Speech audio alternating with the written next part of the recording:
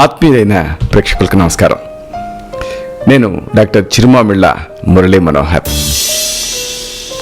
ఈ కార్యక్రమంలో ఒక ముఖ్యమైన ప్రధానమైన విషయాన్ని మనం తెలుసుకోబోతున్నాం. మరుగుజ్జుతనం, డ్వార్ఫిజం, అకాండ్రోప్లేషియా. ఈ సమస్య గురించి సమగ్ర సమాచారాన్ని, ఆయుర్వేద చికిత్సా వ్యూహాన్ని, అన్నిటికి మించి సూచనలని, ఈ మొత్తం సమాచారాన్ని తెలుసుకుందాం. పుట్టిదనం వేరు, మరుగుజ్జుతనం వేరు. పుట్టిదనమే బాధించేటువంటి అంశం అయితే మరుగుజ్జుతనం ఇంకా బాధించేటటువంటి విషయం. ఇది ఒక జోక్ కాదు. ఈ మరుగుజ్జుగా ఉండేటువంటి వాళ్ళని చూసి నవ్వుకోవాల్సినటువంటి విషయం కాదు. వాళ్ళకి ఒక వ్యక్తిత్వం ఉంటుంది, వాళ్ళకి సమస్యలు ఉంటాయి, వాళ్ళని తోటి మనిషిగా అర్థం చేసుకోవాలి. దీనికి సంబంధించి అసలు ఈ సమస్య ఎందుకు వస్తుంది, ఒకవేళ దీనికి సంబంధించి ఆయుర్వేద చికిత్సలు ఎలా ఉంటాయి, ఈ మొత్తం సమాచారం తెలుసుకుందాం. ఆయుర్వేదంలో 8 రకాల స్థితులతో బాధపడేటువంటి వాళ్ళని ప్రత్యేకంగా గుర్తించారు. వీళ్ళని అష్టనిందిత పురుషులు అంటారు. ఈ స్థితులన్నీ కూడా జన్యు ప్రధానమైనవి. చరకం ఈ స్థితులని గురించి చాలా చక్కగా వివరిస్తుంది ఒక శ్లోకంలో. అతి దీర్ఘశ్చాతి, హ్రస్వశ్చాతి, రోమాచాతి, కృష్ణశ్చాతి, ఘోరశ్చాతి, స్థూలశ్చాతి, కృశశ్చేతి అంటూ చరక శ్లోకం ఈ 8 రకాల స్థితుల్ని పేర్కొంది. వీటిలలో అతి హ్రస్వం అనేది మరుగుజ్జుతనాన్ని గురించి తెలియజేస్తుంది. మరుగుజ్జుతనానికి అనేక వ్యాధులు, స్థితులు కారణమవుతాయి, కంట్రిబ్యూట్ చేస్తాయి. వీటిలో చాలా వరకు ఎముకలు సాధారణ రీతిలో పెరగకపోవటం కానీ, డెవలప్ అవ్వకపోవటం కానీ, అంటే అభివృద్ధి చెందకపోవటం కానీ జరుగుతాయి.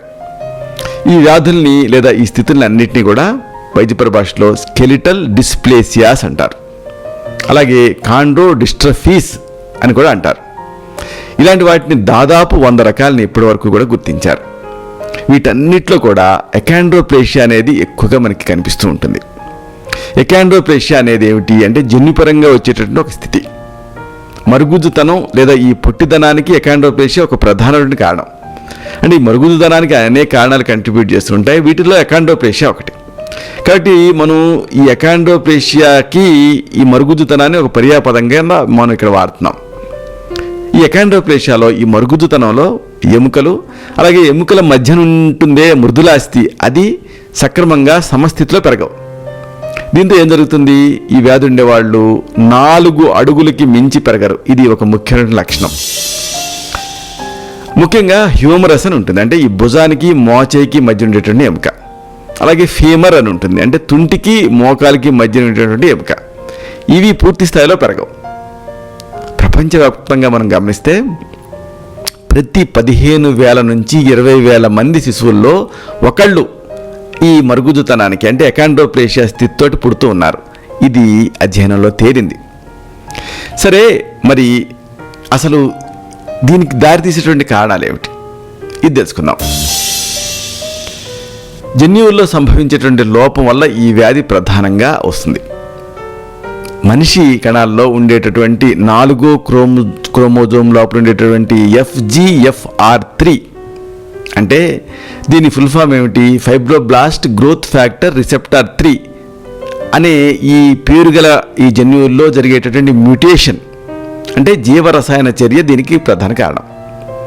మ్యూటేషన్ కారణంగా ఈ గ్రోత్ ప్లేట్ లోపల ఉండేటువంటి మృదులాస్థి పెరుగుదల ఆగిపోతుంది. దీంతో గ్రోత్ ప్లేట్లో ఉండేటటువంటి కార్టిలేజ్ లోపల ఉండేటటువంటి ఎముక పెరిగే వేగం తగ్గిపోతుంది. వీటన్నిటి పర్యవసానంగా ఏం జరుగుతుంది, ఎముకలు కొరచగా మారతాయి, అలాగే ఎముకలు అసహజమైనటువంటి ఆకృతిని సంతరించుకుంటాయి. అకాండ్రోప్లేషియా వ్యాధితోటి పుట్టేటటువంటి వాళ్ళల్లో ప్రతి 10 మందిలోనూ 9 మంది వాళ్ళ తల్లిదండ్రులు మామూలుగానే ఉంటారు, అంటే సాధారణ ఎత్తులోనే ఉంటారు. ఈ వ్యాధికి ఎక్కువ శాతం కేసులలో, ఇంకా స్పష్టంగా చెప్పాలంటే 80 నుంచి 90% శైశవ దశలో జరిగేటటువంటి యాదృచ్ఛిక ఉత్పరివర్తనం, అంటే స్పాంటేనియస్ మ్యుటేషన్, లేదా ఈ హఠాత్తుగా జరిగేటటువంటి జన్యులోపం కారణంగా ఉంటూ ఉంటుంది. ఇలాగ హఠాత్తుగా మ్యుటేషన్ జరగటానికి దారితీసేటువంటి కారణాల మీద కానీ, విధి విధానాల మీద కానీ ఇంతవరకు స్పష్టమైన అవగాహన ఈ వైద్య శాస్త్రవేత్తలకు లేదు. ఇంకా ఈ దిశగా పరిశోధనలు జరుగుతున్నాయి, అధ్యయనాలు జరుగుతున్నాయి. కొన్ని సందర్భాల్లో ఇంకా స్పష్టంగా చెప్పాలంటే 10% కేసుల్లో అకాండ్రోప్లేషియా వ్యాధికి కారణమైనటువంటి జన్యువు కుటుంబంలో వారసత్వంగా నడుస్తూ ఉంటుంది. తల్లిదండ్రుల్లో ఒకళ్ళకి ఈ వ్యాధి ఉంటే సంతానానికి వచ్చే అవకాశం 50% ఉంటుంది. దీన్ని వైద్య పరిభాషలో ఆటోజోమల్ డామినెంట్ ఇన్హెరిటెన్స్ అంటారు. ఒకవేళ తల్లిదండ్రులు ఇద్దరూ మరుగుజ్జు వాళ్ళు అనుకోండి, అప్పుడు వాళ్ళకి పుట్టినటువంటి సంతానంలో ఈ వ్యాధి వారసత్వంగా నడిచేటువంటి అవకాశం 25% ఉంటుంది. అంటే 4 పిల్లల్లో 3 మరుగుజ్జు లక్షణంతో ఒకళ్ళు మామూలు ఎత్తుతో జన్మించేటటువంటి అవకాశం ఉంటుంది. ఇక అతి ముఖ్యమైన విషయానికి వస్తున్నాం. దీన్ని ప్రేరేపించేటువంటి అంశాలు ఏమిటి, రిస్కులు ఏమిటి, వీటిని తెలుసుకుందాం. ఈ వ్యాధి వచ్చేటువంటి అవకాశాలని కొన్ని పరిస్థితులు ఎక్కువ చేస్తాయి. అవి ఏమిటి అంటే, ఒకటి ఎకాండ్రోప్లేషియా వ్యాధి ఉండేటటువంటి తల్లిదండ్రులకు పుట్టడం. అలాగే రెండో రిస్క్ ఏమిటి అంటే, ఈ తల్లిదండ్రులు సాధారణమైన ఎత్తులో ఉన్నప్పటికీ కూడా ఈ బాధితుడికి FGFR3 జన్యువు కలిగి ఉండటం. ఇది రెండో రిస్క్. తల్లిదండ్రులు ఇద్దరు మామూలు స్థాయి ఎత్తులో ఉన్నప్పటికీ కూడా ఒకవేళ మ్యుటేషన్ కారణంగా మొదటి సంతానానికి ఈ మరుగుజ్జుదనం అంటే ఎకాండ్రోప్లేషియా వచ్చింది అనుకుందాం. తల్లిదండ్రులు మామూలుగా ఉన్నారు, తల్లిదండ్రులు మామూలే కాబట్టి వాళ్ళ పిల్లలు మామూలుగానే ఉండాలి. కానీ మ్యుటేషన్ వల్ల సపోజ్ ఎకాండ్రోప్లేషియా వచ్చింది అనుకుందాం. అలాగా ఆ మ్యుటేషన్ వల్ల ఎకాండ్రోప్లేషియా వచ్చిన తర్వాత మళ్ళీ అతను పెరిగి పెద్దయి పెళ్లి చేసుకున్న తర్వాత ఇక సంతానం ఉంటుంది కదా, అంటే రెండో సంతానం. ఈ రెండో సంతానానికి కూడా ఇలాగా పొట్టి పిల్లలే పుడతారేమో అని తల్లిదండ్రులు అనుకుంటూ ఉంటారు. ఇంకా స్పష్టంగా చెప్పాలంటే 1000 మంది శిశువుల్లో ఒకళ్ళకి మాత్రం ఇలా వచ్చే అవకాశం ఉంటుంది. అంకెల్లో చెప్పాల్సి వస్తే ఈ వ్యాధి రిస్క్ 0.1% ఉంటుంది. దీన్ని బట్టి తల్లిదండ్రులు వాళ్ళకి తదుపరి సంతానం కావాలా వద్దా, పిల్లలు పొట్టిగా పుడతారా లేదా అనేది డిసైడ్ చేసుకోవచ్చు. ఇప్పుడు ఇదే సమస్యని మరో కోణం నుంచి చూద్దాం.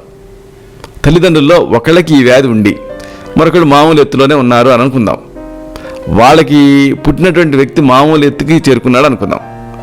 అలాంటి వ్యక్తికి జన్మించేటువంటి సంతానానికి ఈ వ్యాధి వచ్చేటువంటి రిస్క్ 0.01% ఉంటుంది. అంటే 10,000 జన్మాల్లో ఒకళ్ళకి మాత్రమే ఈ వ్యాధి వస్తూ ఉంటుంది. ఇదంతా కూడా ఈ ఇన్హెరిటెన్స్ అంటే ఎలా వస్తుంది ఏమిటి అన్న దాని గురించి. మరి అసలు విషయం ఏంటంటే, ఈ మరుగుజ్జుతనం పొట్టితనం ఎలా డిఫరెన్షియేట్ చేయాలి, అసలు ఈ మరుగుజ్జుతనానికి లక్షణాలు ఎలా ఉంటాయి, ఇది తెలుసుకుందాం. మరుగుజ్జుతనంలో ఆ పేరులోనే ఉంది, శరీరం మరుగుజ్జుగా ఉంటుంది. ఇది ప్రధాన లక్షణం. అంటే మొండమేమో పొడవుగా ఉంటుంది, మొండంతో పోలిస్తే ఈ ట్రంక్తో పోలిస్తే ఈ కాళ్ళు చేతులేమో కురచగా ఉంటాయి. ఇంకా ఈ చేతుల పైభాగం ఉంటుంది కదా, ఈ పైభాగంలో అలాగే తొడల లోపల కురచదనం అనేది స్పష్టంగా కనిపిస్తుంది. పుట్టుకతోనే ఈ లక్షణాలు కనిపిస్తాయి. ఈ ఎకాండ్రోప్లేషియా వ్యాధికి గురైనటువంటి పెద్దవాళ్ళు 42 నుంచి 56 అంగుళాల పొడవుకి మించి ఉండరు. అంటే దాదాపు 4 అడుగులకి మించి ఉండరు. తల ఏమో పెద్దగా ఉంటుంది, నుదురేమో ఇక్కడ ప్రస్ఫుటంగా ఇలా ముందుకు వచ్చి కనిపిస్తుంది. ఇక ఈ ముక్కు ప్రారంభంలో ఈ 2 కళ్ళ మధ్య ప్రదేశం బల్లపరుపుగా ఉంటుంది, ఫ్లాట్గా. అంటే ఒక కార్టూన్ ఫేస్ లాగా ఉంటుంది. ముఖం లోపల ఉన్నటువంటి కొన్ని భాగాలలో ఎదుగుదల అనేది నిలిచిపోతుంది. ఈ దవడ ఉంటుంది కదా, ఈ దవడేమో ఇలా ముందుకు పొడుచుకు వచ్చి కనిపిస్తుంది. ఇంకా ఈ దంతాల అమరిక సక్రమంగా ఉండదు. పై పళ్ళు కింద పళ్ళు అమరిక అలైన్మెంట్ క్రమంలో ఉండదు, ఎగుడు దిగుడుగా ఇరుక్కుపోయి కనిపిస్తాయి. పుట్టినప్పుడు శిశువు కాళ్ళను కనుక గమనిస్తే తిన్నగా ఉంటాయి. అయితే వాకింగ్ టైం నడిచే టైంకి వచ్చేటప్పటికి కాళ్ళు ఇలాగా విల్లులాగా వంకర తిరుగుతాయి. ఈ వ్యాధికి గురైనటువంటి పెద్దవాళ్ళలో మిగతా శరీరంతో పోలిస్తే హస్తపాదాలు చిన్నవిగా కనిపిస్తాయి. అలాగే ఈ వేళ్ళు కురచగా లావుగా కనిపిస్తాయి. ఈ పాదాలు చూడటానికి విశాలంగా ఫ్లాట్గా అంటే బల్లపరుపుగా కనిపిస్తాయి. పాదాల్లో ఉండాల్సినటువంటి ఈ సహజమైన వంపు ఉంటుందే ఆర్చి, ఇది కనిపించదు, అంటే ఫ్లాట్ ఫుట్ లాగా ఉంటుంది. ఇక ఈ చేతిని ఈ మోచేయి దగ్గర తిన్నగా చేయటం ఇలాగా చాచటం కష్టతరం అవుతుంది. అందుకే ముడుచుకుపోయి కనిపిస్తారు ఎప్పుడు నడిచేటప్పుడు. అప్పుడు ఈ చేతులను పక్కలకి తిప్పటం, వీటిని పూర్తి స్థాయిలో చేయలేరు. అయితే ఈ అన్ని సమస్యలు ఉన్నప్పటికీ కూడా వ్యాధికి గురైనటువంటి వ్యక్తి చేసే సాధారణ పనులకి అంత మాత్రం ఆటంకం ఉండదు. కొన్ని జాయింట్ల లోపల ఉండేటటువంటి లెగమెంట్ బాగా వదులుగా అయిపోతాయి. అంటే మామూలుగా ఇంతకు మించి వంచలేం కదా, కానీ ఈ లెగమెంట్ వదులైపోతుంది. దీంతో ఈ చేతి వేళ్ళు, మణికట్టు, తుంటి జాయింటు, మోకాళ్ళు ఇలాంటి జాయింట్లన్నీ అసాధారణ రీతిలో వంచుతూ ఉంటారు. ఇది కొంతమందికి జోక్గా కామెడీగా అనిపిస్తూ ఉంటుంది. అయితే వైద్యపరంగా చూస్తే ఇలాగా అతిగా వంచడం వల్ల ఈ జాయింట్లు వైదొలిగే రిస్క్ ఉంటుంది, అంటే డిస్లోకేట్ అయ్యే రిస్క్ ఉంటుంది. వ్యాధికి గురైనటువంటి పిల్లల నడుము ఎక్కువగా వ్యతిరేక దిశలో వంపు తిరుగుతుంది. దీన్ని వైద్యశాస్త్ర పరిభాషలో కైఫోసిస్ అంటారు. దీంతో డక్లింగ్ గెయిట్ అంటే బాతులాగా అటు ఇటు ఊగుతూ నడుస్తూ ఉంటారు ఈ కైఫోసిస్ వల్ల. ఇక అధిక బరువు ఒబేసిటీ కూడా ఉంటుంది. ఈ ఒబేసిటీ వ్యాధిలో కనిపించే అతి ప్రధాన లక్షణం. ఇక ఈ ఫ్రీక్వెంట్గా ఈ మధ్య చెవికి సంబంధించినటువంటి ఇన్ఫెక్షన్స్ వస్తూ ఉంటాయి. ఎందుకంటే చెవి నుంచి గొంతు లోపలికి దారితీసే మార్గం దెబ్బతింటుంది, ఎందుకంటే మెడ పొట్టిగా ఉంటుంది కాబట్టి. ఈ ఎముకల పెరుగుదలలో లోపం అనేది దీనికి కంట్రిబ్యూట్ చేస్తూ ఉంటుంది. దీన్ని సకాలంలో గుర్తించాలి, ట్రీట్మెంట్ ఇవ్వాలి, లేకపోతే శాశ్వతంగా ఈ వినికిడి శక్తి తగ్గిపోతుంది. ఇక దంతాలు ఇలాగ ఇరుక్కుపోయి దగ్గరగా అమరై ఉంటాయి కాబట్టి ఈ దంత సంబంధమైన సమస్యలు కూడా వస్తూ ఉంటాయి. ఇంక ఈ మెదడులో నీరు చేరుతుంది. దీన్ని వైద్యశాస్త్ర పరిభాషలో హైడ్రోకెఫాలస్ అంటారు. పుట్టిన తర్వాత తరచుగా ఈ చుట్టూ కొలత తీసుకుంటూ ఉండాలి. తీసుకుంటూ ఈ హైడ్రోకెఫాలస్ ఉందా లేదా అనేది టెస్ట్ చేస్తూ ఉండాలి. ఈ అకాండ్రోప్లేషియా వ్యాధిలో శ్వాస వ్యవస్థ అలాగే నాడీ వ్యవస్థకు సంబంధించిన సమస్యలు కూడా వస్తూ ఉంటాయి. అలాగే వెన్నులోపల ఉండేటువంటి పూసలు ఉరుసుకుపోతాయి కాబట్టి నడుము నొప్పి ఇలాంటి సమస్యలు కూడా వస్తూ ఉంటాయి. నీరసం, తిమ్మిర్లు ఇలాంటి సమస్యలు కూడా ఇబ్బంది పెడుతూ ఉంటాయి. అకాండ్రోప్లేషియా వ్యాధికి గురైనటువంటి వ్యక్తుల మెదడు పనితీరు కానీ తెలివితేటలు కానీ అందరిలాగా మామూలుగా ఉంటాయి. పొట్టిగా ఉండటం అన్న ఒక్క అంశం తప్పితే, మరుగుజ్జుతనం అన్న ఒక్క అంశం తప్పితే ఇతర విషయాలన్నీ అందరిలాగా నేర్చుకుంటారు. కాకపోతే కొన్ని ప్రత్యేక తరహా పనులు చేయడానికి ఇతరుల కంటే కాస్తంత ఎక్కువ టైం తీసుకుంటారు. ఉదాహరణకు పుట్టిన తర్వాత తల నిలపాలి కదా, ఇలా నిలపడానికి ఎక్కువ టైం తీసుకుంటారు. అలాగే 2వ ఏట కానీ 3వ ఏట కానీ స్వతంత్రంగా నడవలేరు వీళ్ళు, కొద్దిగా డిలే ఉంటుంది. ఇవన్నీ లక్షణాలు. మరి అసలు ఈ అకాండ్రోప్లేషియా, ఈ మరుగుజ్జుతనం అనేది ఉందా లేదా, ఎలా డిసైడ్ చేయాలి, వ్యాధి నిర్ధారణ ఎలా చేస్తాం, ఇది కూడా తెలుసుకుందాం. ఈ అకాండ్రోప్లేషియా వ్యాధిని స్టార్టింగ్లోనే గుర్తించాలి. ఇలాగ ప్రారంభంలో గుర్తిస్తే శ్వాసకోశ వ్యాధులు, వెన్నుపూసలు ఇరుగ్గా మారటం అంటే స్పైనల్ స్టీనోసిస్ ఇలాంటి ఇబ్బందుల్ని ప్రివెంట్ చేయడానికి అవకాశం ఉంటుంది. దీన్ని శారీరక లక్షణాలు ఆధారం చేసుకొని డిసైడ్ చేయాల్సి ఉంటుంది. ఎక్కువ భాగం స్పాటర్స్ అంటారు, అంటే చూసి డయాగ్నైజ్ చేయాలి. ఎక్స్రే, ఎంఆర్ఐ ఇలాంటివి కూడా ఉపయోగపడతాయి. అలాగే ఆయుర్వేదంలో అష్టస్థాన పరీక్షలు ఉంటాయి. నాడి, దేశం, దూష్యం, బలం, కాలం, అనలం, ప్రకృతి, వయహ, ఆహార శక్తి, వ్యాయామ శక్తి అని ఇవన్నీ చేయాలి. కాళ్ళు, చేతులు వీటిలో పొట్టు ఎంతవరకు ఉంది అనేది కూడా చూడాల్సి ఉంటుంది. అలాగే మూత్ర విసర్జన మీద నియంత్రణ ఏ మేరకు ఉంది అనేది కూడా టెస్ట్ చేయాల్సి ఉంటుంది. అశక్తత, మూత్ర విసర్జన మీద నియంత్రణ కోల్పోవటం ఇవి వెన్నుపాము మీద ఒత్తిడి పట్టడాన్ని సూచిస్తాయి. అప్పుడు దానికి మళ్ళీ అభ్యంగన కర్మ, కటివస్తి ఇలాగా వెన్నుకి సంబంధించినటువంటి చికిత్సలని చేయాల్సి ఉంటుంది. సరే, అసలు ఈ ట్రీట్మెంట్ ప్లాన్ ఏమిటి, చికిత్సా వ్యూహం ఎలా ఉంటుంది, ఇది తెలుసుకుందాం.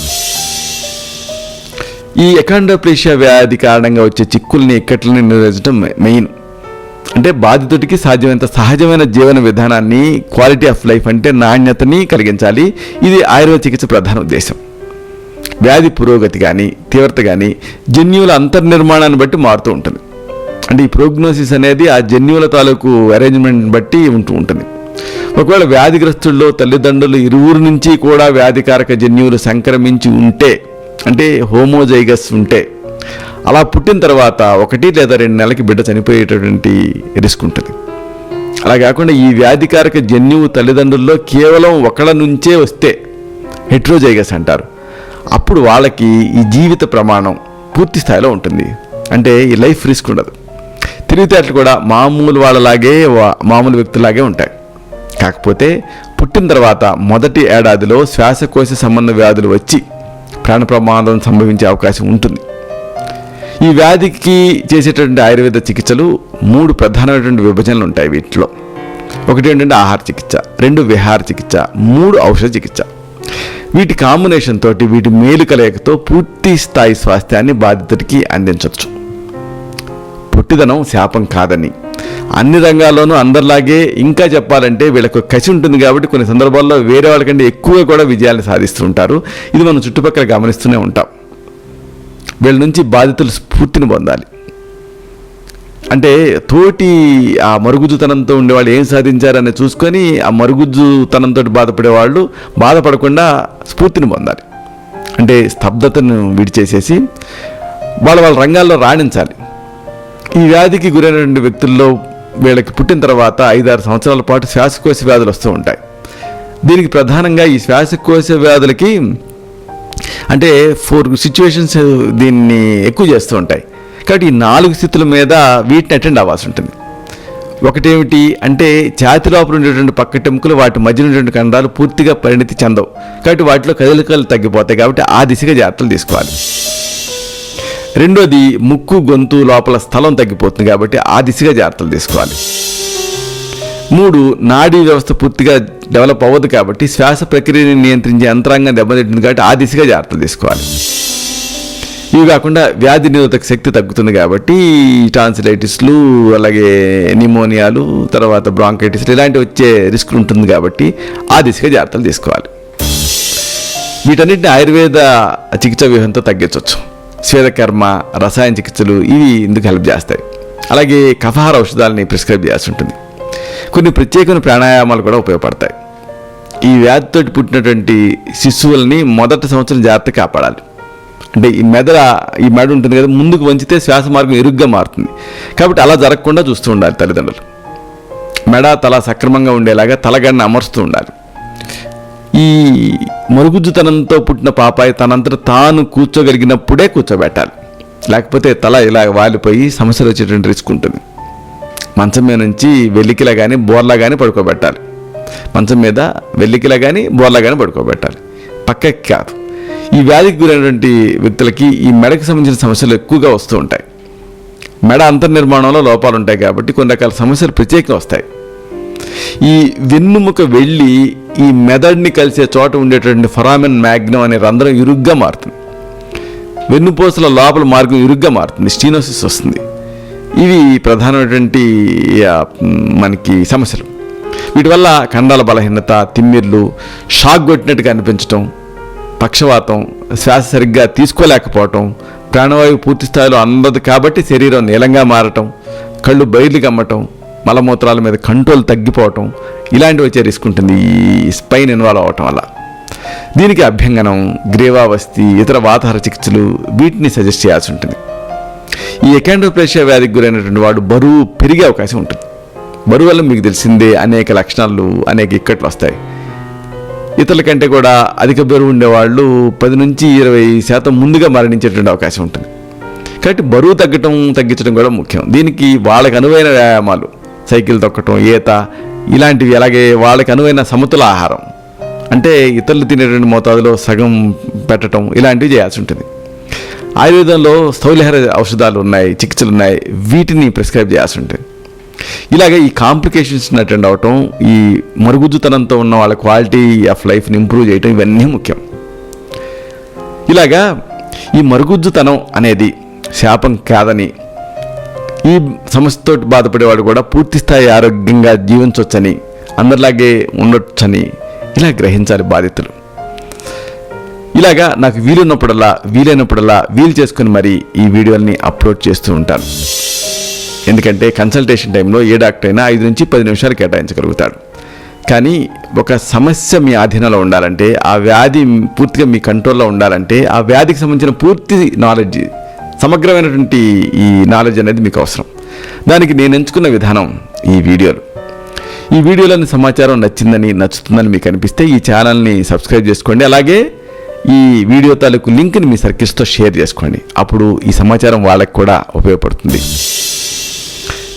ఇలాంటి మరొక ఆసక్తికరమైన విషయాన్ని తిరిగి ఇదే కార్యక్రమాల పరంపరలో మనం కలుసుకున్నప్పుడు సవివరంగా, సహేతుకంగా, సమగ్రంగా తెలుసుకుందాం. శతం జీవ శరదో వర్ధమానః, శతం హేమంతాన్ శతం వసంతాన్. 100 శరతులు, 100 హేమంతాలు, 100 వసంతాలు వర్ధిల్లుతూ జీవించండి. శుభం.